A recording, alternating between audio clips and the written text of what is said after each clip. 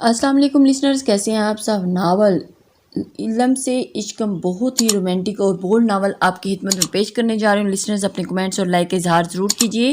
جی تو چلتے ہیں، روڈ ہیرو ناول ہے اور چلتے ہیں پارٹ نمبر 5 کی جانب۔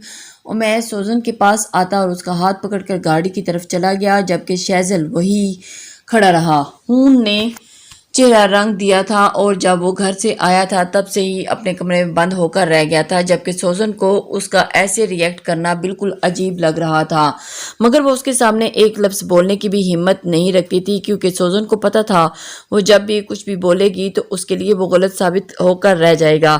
وہ تو اس کے نام تک کو خوف سے کھوکاتی تھی اور اس کی دہشت نے سوزن کے دل پر خوف جما دیا تھا، بٹھا رکھا تھا، اس لیے وہ جتنا اس کے سامنے کم جاتی اور اتنا ہی خود کو محفوظ پاتی، کیونکہ جب بھی اس نے اس کے سامنے جانا تھا اور اس کی شدتوں کا سامنا کرنا تھا، اسی وجہ سے کیا سمجھتا ہے خود کو، کچھ بھی کہے گا میں برداشت کر لوں گی، ایسا تو نہیں ہو سکتا، اگر کوئی اور ہوتا تو معاف کر دیتا، مگر اس بار میری سوزن کی بات تھی اور اسی وجہ سے وہ اپنے دانت پیستا ہوا اپنے الفاظ کو بھاری آواز دے رہا تھا، جبکہ اس کے ہاتھ میں ہمیشہ کی طرح ایک سگریٹ چل رہا تھا جس کو وہ اپنے لبوں میں دبائے رکھتا تھا، جبکہ دوسرے ہاتھ میں شراب کا گلاس موجود تھا جس کی شراب اب ختم ہو چکی تھی، اور پھر وہ میز پر پڑی بوتل سے شراب کا گلاس بھرنے لگا تھا کہ تبھی اس گلاس کو وہ دیوار پر دے مارتا۔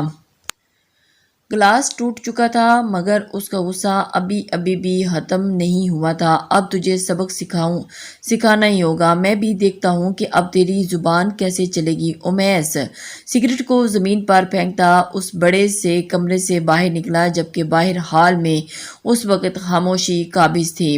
وہ تیزی سے سیڑھیاں عبور کرتا وہاں سے ایک پل بھی رکے بغیر ہی ضائع کیے بغیر ہی غائب ہو گیا۔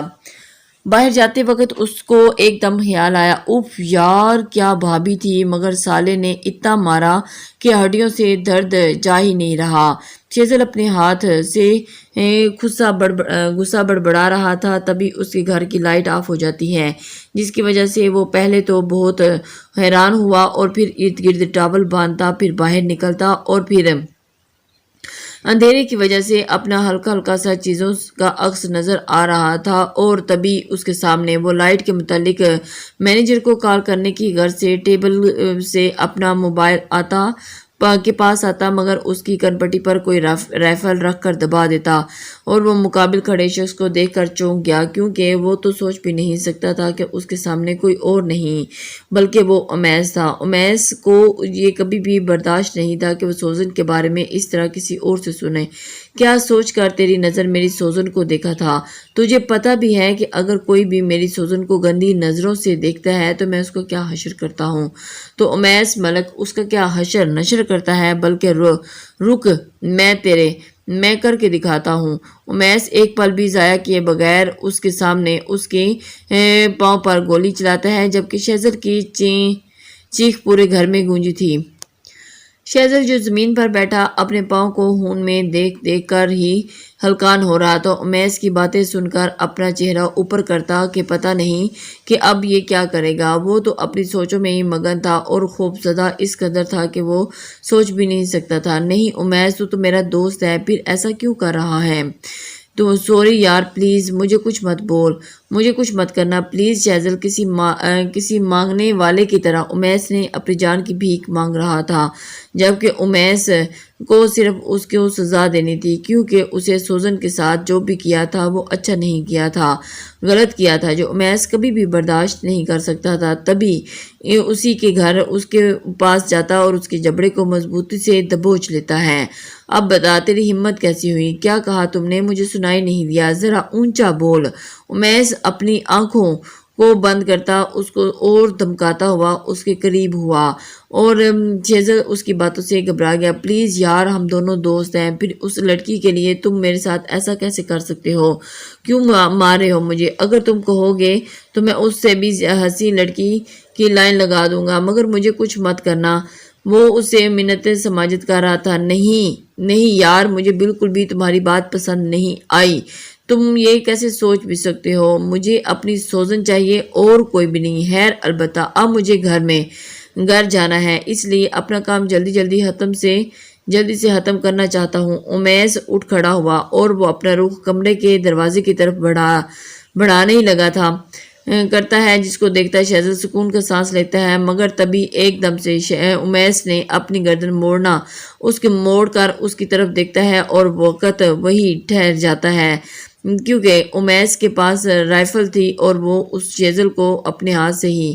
سوزن اس وقت اپنے کمرے میں موجود شیشے کی کھڑکی کے پاس کھڑی باہر کا منظر دیکھ رہی تھی۔ یہاں پر کھڑے ہونے کا مطلب صرف ایک ہی بات تھی، جس کی وجہ تھی وہ صرف امیس کا انتظار کرنا۔ جب سے اسے ملازم نے بتایا تھا کہ وہ کہ صاحب گھر پر سے باہر گئے ہیں، تب سے ہی وہ اس کا انتظار کر رہی تھی، مگر وہ ابھی تک گھر واپس نہیں آیا تھا۔ یہ سوچتے سوزن کو پریشانی لاحق ہوگی۔ وہ اور انتظار نہ کرتی اور اپنا رخ بیڈ کی طرف کرتی، مگر تبھی اسے گاڑی کی آواز سنی۔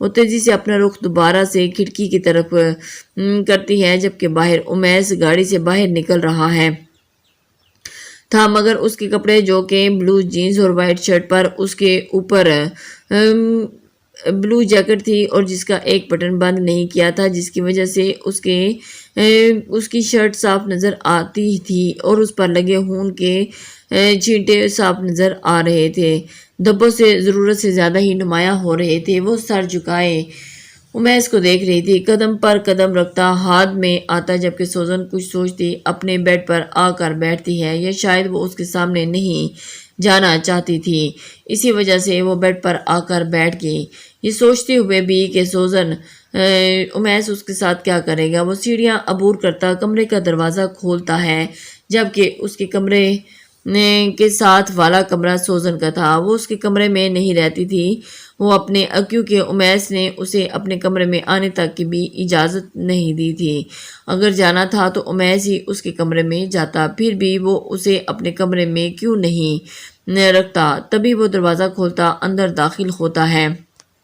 دیکھو، تم نے آج پھر کسی کی جان لی، تم ایک قاتل ہو۔ امیس ایک قاتل ہے، اس کمرے میں گونجتی ہوئی آواز سے سنتا وہ ڈر سا گیا تھا، کیونکہ یہاں پر اس کے سوا کوئی اور موجود نہیں تھا۔ یہ اس کے ضمیر کی آواز تھی۔ نہیں، میں نے نہیں مارا اس کو، تم جھوٹ بول رہے ہو۔ امیس اپنے کانوں پر ہاتھ رکھتا چیخ پڑا، اور جبکہ اس کی چیخیں ساتھ والے کمرے تک جا رہی تھی، در و دیوار کو عبور کر رہی تھی۔ سوزن دوڑتی ہوئی اس کے کمرے تک آئی، لیکن اسے کمرے میں جانے کی اجازت نہیں۔ ہاں، ہوں میں قاتل، جو بھی میری سوزن کو ہرٹ کرے گا میں اس کی جان لے لوں گا، ہوں میں قاتل، وہ چینج کر کے بولا تھا، جبکہ اب وہ کچھ نہ سمجھتے ہوئے شیشے پر مکے مارنے لگا، مگر اس کی آواز ابھی بھی کسی بادل کی طرح گرج رہی تھی۔ سوزن ڈری سہمی بیڈ پہ بیٹھی اپنی ٹانگوں کے گرد ہاتھوں کو باندھ لیتی اور پھر ڈری سہمی سی وہ کچھ نہ چاہتے ہوئے بھی اس کے قریب۔ سوزن، یہ سب تمہاری وجہ سے ہوا ہے۔ وہ خود سے مخاطب ہوتا ہوا کچھ گڑبڑا رہا تھا، مگر بات کے مکمل ہونے پر وہ تیزی سے اپنا رخ کرتا ہوا باہر نکل آیا اور اس کے ساتھ والے کمرے میں داخل ہوتا ہے، جبکہ آنکھیں کسی کی سرخ رنگ میں تر تھیں۔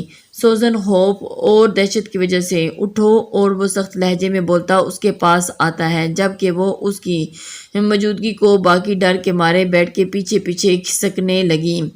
سوزن، میں نے کہا اٹھو۔ امیس اس کا پیچھا جانا نہ پسند کرتا فوراً اس کے آگے آیا اور بڑھ کر اپنے زخمی ہاتھوں سے اس کا بازو پکڑتا ہے اور اس کو اپنے قریب کر لیتا ہے۔